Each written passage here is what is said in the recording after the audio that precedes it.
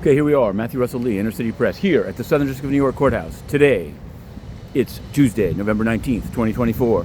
Now, we're waiting to find out in the Trump New York State criminal case what Alvin Bragg's office proposes to do.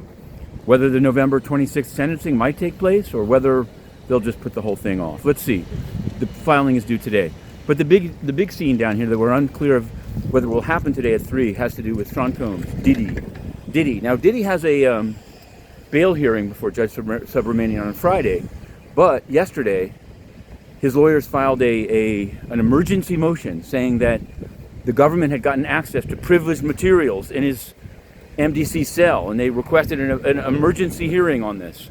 Judge Subramanian took it seriously and said the government was to respond by 5 p.m. yesterday, and they should agree to do it either telephonically or there'll be an in-person hearing today at 3 on this. The government responded just after 5 p.m. and said, no harm, no foul. There's no expectation of privacy, number one, in jail. But to the degree that there was legally privileged material, they had a filter team, they haven't seen it, there's something to do with photos of a notebook, they filed it under seal. At least as of this broadcast, on the way to another trial in state court, it's unclear. Judge Subramanian hasn't confirmed whether it'll be an in-person or telephonic, or whether he's persuaded by the government's filing. But it's a big brouhaha, and then there'll be another one on Friday. Kind of strange that it couldn't wait till Friday, but we'll be covering it.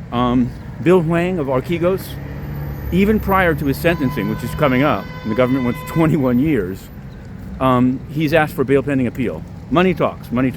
Trevor Milton is still out, actually, by the way. In the Giuliani docket, his new lawyers from Staten Island have said that if the New York co-op is sold, the money should be some $205,000 should be kept in escrow.